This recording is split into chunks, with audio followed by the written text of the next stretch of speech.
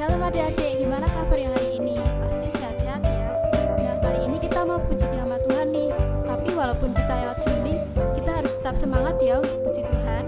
Hari ini kita akan puji dengan satu pujian Yesus pokok. Yesus pokok, dan kita jarangnya tinggallah di dalamnya, oh tinggallah di dalamnya, oh tinggallah di dalamnya, pastikan berbuah. Yesus cintaku, ku cinta kau. Yesus cinta semua. Oh, Yesus cintaku, ku cinta kau.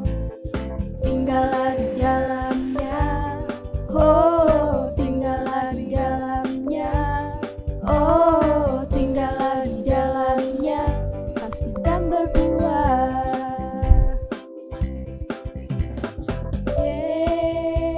Yesus pokok, dan kita jarangnya tinggallah di dalamnya, oh tinggallah di dalamnya, oh tinggallah di dalamnya, pastikan berbuah.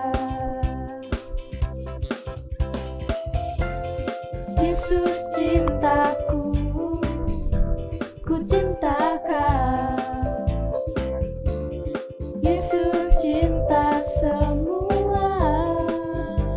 Oh, Yesus cintaku, ku cinta kau. Tinggallah di dalamnya, oh tinggallah di dalamnya, oh tinggallah di dalamnya, pastikan berbuah.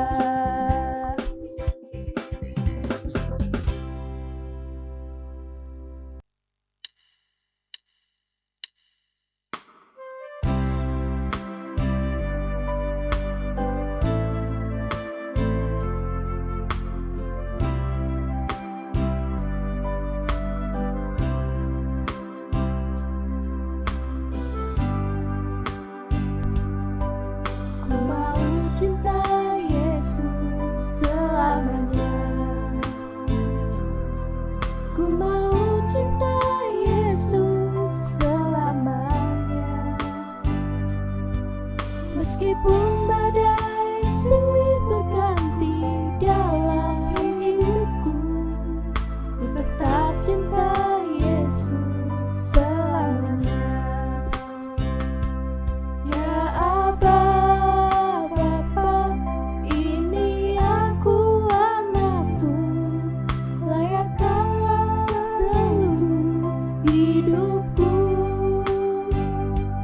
Ya Aba, Bapa, ini aku anakmu, pakailah sesuai dengan rencanamu.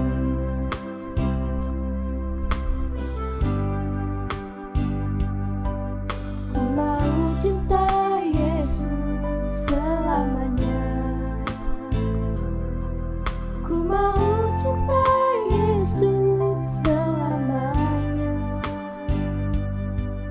Meskipun badai silih berganti dalam hidupku, ku tetap cinta Yesus selamanya.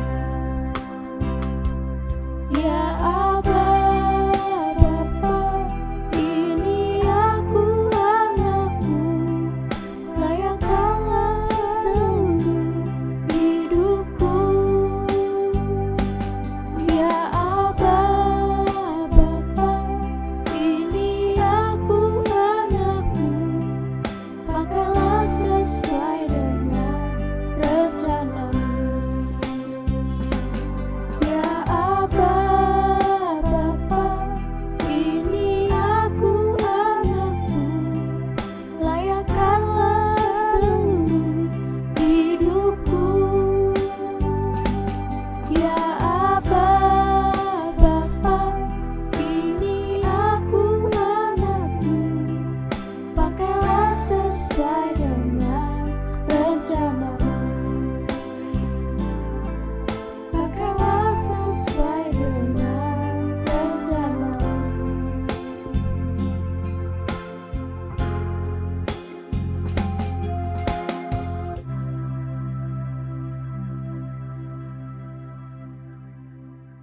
Shalom adik-adik, tiba saatnya kita akan mendengarkan firman Tuhan. Tapi sebelumnya kita berdoa terlebih dahulu. Mari kita berdoa. Lipat tangan, tutup mata. Tuhan Yesus Allah Bapa kami yang bertata di kerajaan surga yang mulia, Tuhan, terima kasih Tuhan.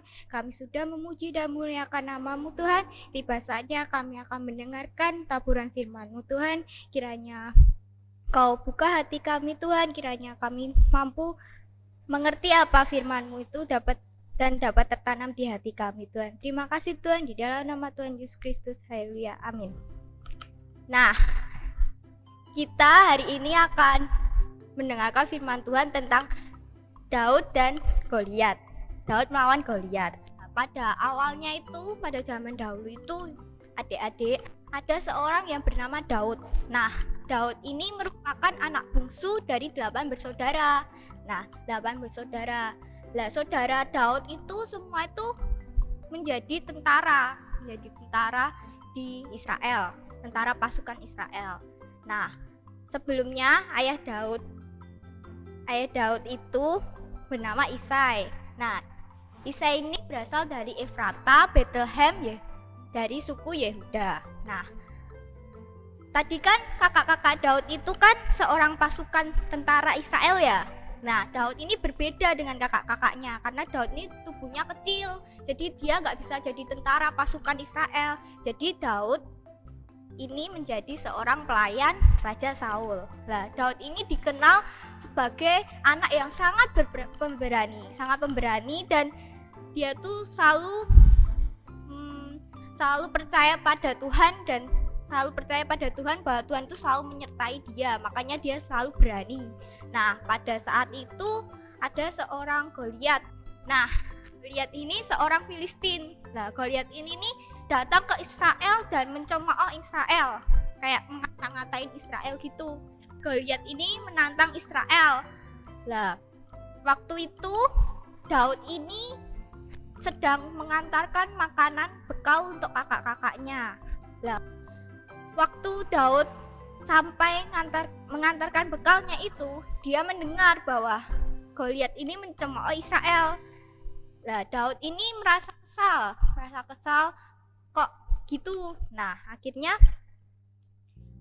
Daud ini melawan Goliat karena Goliat tubuhnya yang besar dan semua itu merasa kayak takut, tapi Daud ini berani untuk melawan Goliat. Padahal Daud ini kecil, Goliat sangat besar, tapi dia berani karena Daud percaya bahwa Tuhan Yesus selalu menyertainya. Kita buka di 1 Samuel 17 ayat 40 sampai 52. Kita baca di ayat 42 sampai 43 ya. Ketika orang Filistin itu menunjukkan pandangannya ke arah Daud serta melihat dia, dihinanya Daud itu karena ia masih muda, kemerah-merahan dan elok parasnya. Orang Filistin itu berkata kepada Daud, "Anjingkah aku?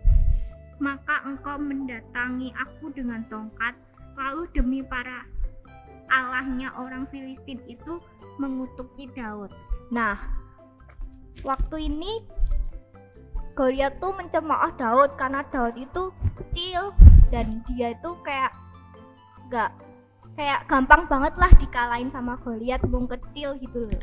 Nah, pas itu terus Daud menghadapi Goliat dengan dia percaya pada penyertaan Tuhan, dengan tongkat sama batu yang diambil dari sungai itu, sama mengandalkan Tuhan saja dalam menghadapi Goliat. Nah, kita baca di ayat 45 sampai 47. Tetapi Daud berkata kepada orang Filistin itu, "Engkau mendatangi aku dengan pedang, dengan tombak dan lembing. Tetapi aku mendatangi engkau dengan nama Tuhan semesta alam, Allah segala barisan Israel yang kau tantang itu. Hari ini juga Tuhan akan menyerahkan engkau ke dalam tanganku, dan aku akan mengalahkan engkau dan memegal kepalamu dari tubuhmu. Hari ini juga aku akan memberikan mayatmu dan mayat tentara orang Filistin kepada burung-burung di udara dan kepada binatang-binatang liar, supaya seluruh bumi tahu bahwa Israel mempunyai Allah, dan supaya segenap jemaah ini tahu bahwa Tuhan menyelamatkan bukan dengan pedang dan bukan dengan lembing, sebab di tangan Tuhanlah pertempuran dan Ia pun menyerahkan kamu ke dalam tangan kami. Nah, dari bacaan tadi kita bisa artikan bahwa Daud itu melawan Goliat tuh enggak seperti Goliat yang pakai baju perang, pakai pedang gitu ya. Jadi Daud itu cuma pakai baju biasa sama bawa tongkat sama batu doang. Dan yang nomor satu, dia mengandalkan Tuhan.